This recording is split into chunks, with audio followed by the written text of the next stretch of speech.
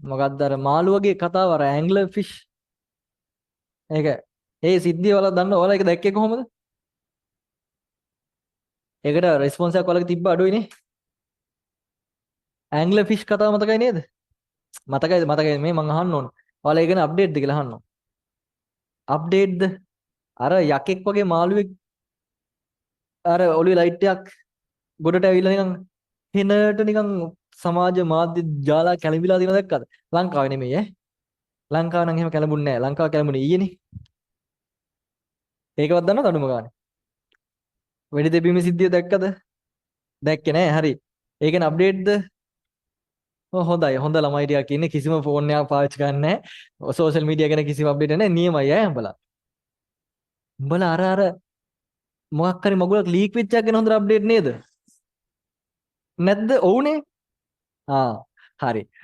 ඕක ළමයි මේ ඒක මම පොඩ්ඩක් ඕක ඉගෙන හෙව්වා. හරිද? මටත් ඒක ඔය මාළුවගේ සිද්ධි මම දකිද්දි පෝස්ට් එක 132යි කිය ලයික්. හරිද? Sad reaction. සෑඩ් රියැක්ෂන් විතරක් 1,32,000. පොඩි පෝස්ට් එක මම කමෙන්ට් එක බැලුවා.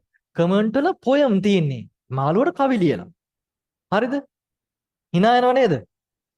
ලංකාවේ වුණු දාලා තිබ්බා මාළුවෙක් අල්ලගෙන හැල ලියන සෙට් එකක් තමයි ඉන්නේ කියලා. හරිද? මං ඒත් බැලුවා දැන් ඉන්ටර්නැෂනල් ඔඩියන්ස් එකක් ඇතුලේ මොකක්ද වෙලා තියෙන්නේ කියලා නේ. කවි ලියලා හරිද? එහෙනම් පොයම් ලියලා වීඩියෝ නිර්මාණ වෙලා ඒ පොයම් වල අන්තර්ගතය කියන්නේ මේ ඒ හැම එකකටම රියැක්ෂන් දෙනවා 20000යි 30000යි ලක්ෂයයි ඒ සීන් එකට.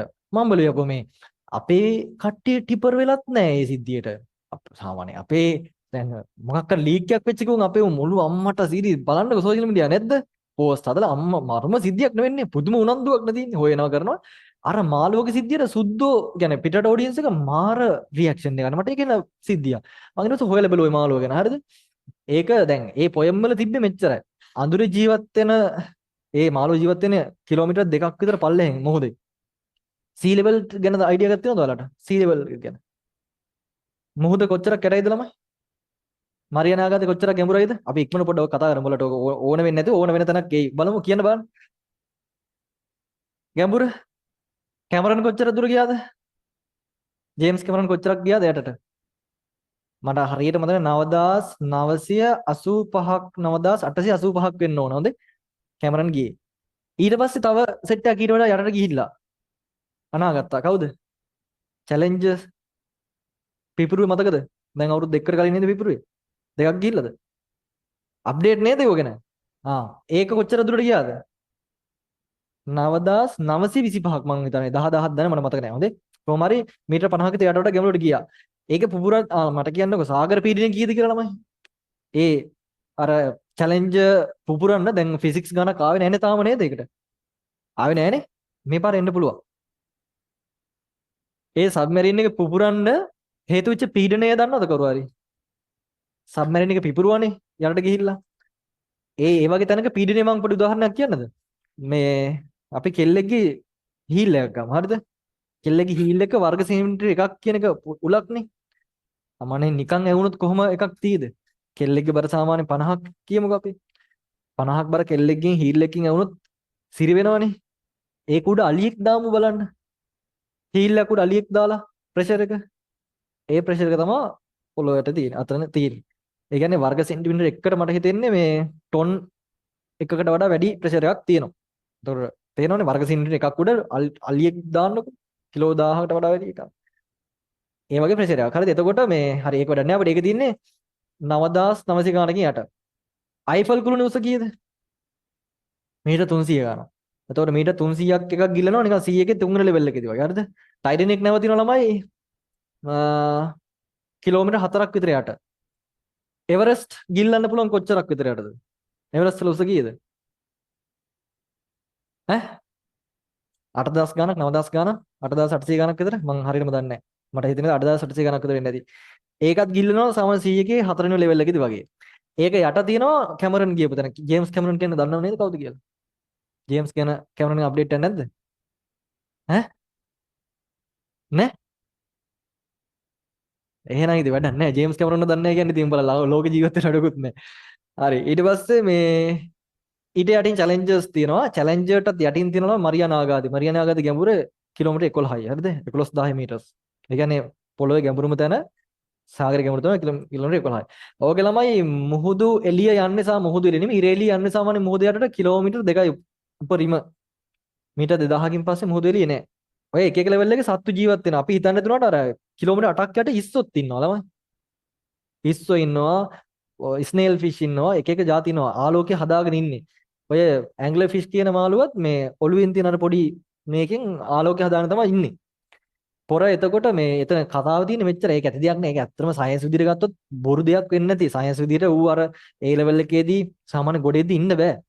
අපිට යටට යන්න බෑ වගේම නිකන් බලහන්කෝ වතුරක් යටට ගිහිල්ලා කන් අඩි ටික පුපුරන්න වෙන හැටි. එහෙම දැනලා නැද්ද කාටවත්? එහෙම එච්චර යටට කවුරුත් ගිහිල්ලා නැද්ද? මම නම් ගිහිල්ලා තියෙනවා. හැබැයි අර මං කිව්වා මැදට ගිහිල්ලා අඩිය ගැහුවා කියලා. එතකොට පුපුරනවා ගියා. මේ කොහමරි අඩි 10න් එහා වගේ යනකොට කන් එහෙම පුපුරනවා වගේ එනවා. ඒකනේ ඔය පීනන කට්ටියව දාගෙන යන්නේ. හිතනවා කිව්ලෝ ඒ මාළුවා වෙන සද්දන්තයි වගේ බේනොට ඌගේ උපරිම වැඩෙන්නේ අඟල් 6යි කිව්වා. එහෙනම් මේ චූටි අතට ගන්න පුළුවන් මාළුවෙක්. ෆොටෝ වල තියෙන යක්ෂ රාක්ෂයෙක් විදිහටනේ. ඌ එහෙම ලොකු මාළුවෙක් නෙමෙයි ඈ. මේ චූටි අර ෆොටෝ එක ගහන්නේ අර මිනිස්සයා මේ වතුරේ ඉඳලා එන චූටිවට. ඒක එහෙන වෛරල් ගියානේ. ලංකාවේ හැබැයි වෛරල් ගියේ නෑ. ලංකාව වෛරල් යන නම් ලීක් එකක් වෙන්න ඕන. ඒකට හේතුව මොකක්ද දන්නවද? ලිංගික ඇරියස්. ඔව්. දැන් ලිංගික වචන කිව්වත් උඹලා නිකන් අවුල් hina යනවනේ. ඒක තමයි හරි. කියන්නේ ඔය ඒක ඉස්කෝලේ කාලේ දැන් එන අවුලක් ඒක අපේ. නෑ අපේ ඒ සංස්කෘතිය කියන එක තියෙන්න ඕන. මම එහෙම නෑ කියන්න ඕනේ නෑ. ඒ සංස්කෘතිය තියෙන්න ඕන. ඒ එතන අවුල තියෙන්නේ ලිංගික ඇරියස් ඉන්නේ. හරිද? මම දැක්ක අපේ ලංකාවේ මිනිස්සු දාලා තියෙනවා. මාළුන්ටත් හැලින જાතියක් ඉන්නේ කියලා. නෑ බලද්දි අපිට වඩා හැලිලා තිබ්බා ලෝකෙ. ඒකට හේතුවක් පුළුවන් නම් මට කරුවේ කියන්න.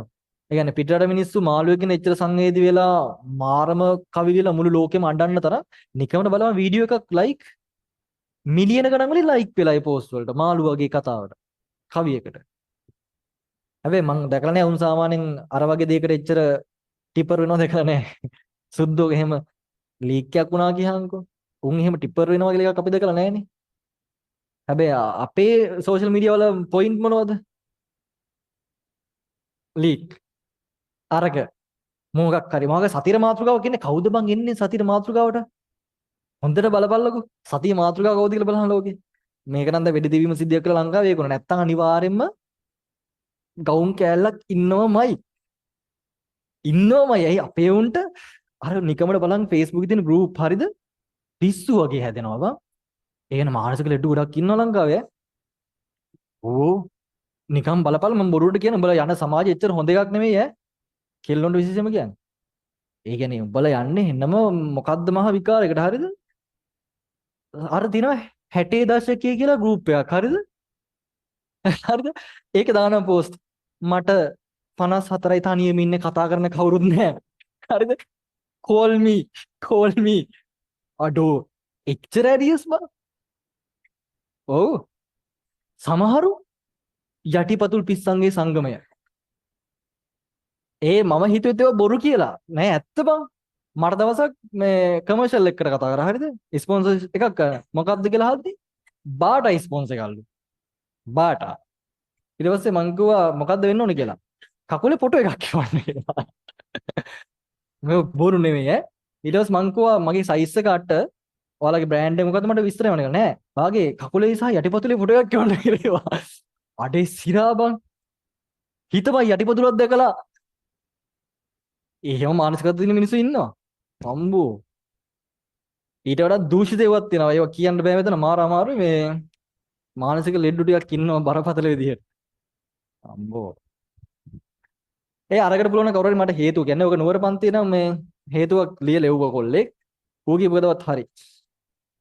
පොයින්ට් එක මෙච්චරයි. අර මුහුදයට ඉඳලා ගොඩාපු මාළුවෙක්ට සංවේදී වුණා මාර විදිහට දෙයක්. උන්ගේ ස්ටෝරි උනේ තමන්ගේ මට්ටමේදී ඌ ඉන්නේ නැතුව ඌ ජීවිතය අභියෝගයක් කරගෙන ආව ඇත්ත ලයිෆ් එක මොකක්ද කියලා හොයගෙන ඌ මැරුණා ඌ ලෝකෙට වීරයෙක් වෙලා තියෙනවා. ඌ පට්ට වීරයෙක් ලෝකෙ. ඇයි ඒ? මම finally I saw the real light. ඒක තමයි ඒකේ තීම් එක. ඌ තම මැරෙන්න කලින් ඇත්ත ඉරේලි කියන එක දැක්කා. මෙච්චර කාලයක් දැක්කේ තමන්ගේ ෆේක් එක. ඌ ඇත්ත සන්ලයිට් එක දැකලා තමයි මැරුණේ. ඌ වීරයෙක් ලෝකෙට. හැබැයි අපේ උන්ට ඒක එච්චර නිවුස් එක නෙමෙයි. උඹලටත් එහෙම දැනෙන්නේ නැහැ නේ එච්චරනේ. දැනන දෙයක් තිබුණ මම පොඩ චිට් එකක් කරන්න හොඳේ.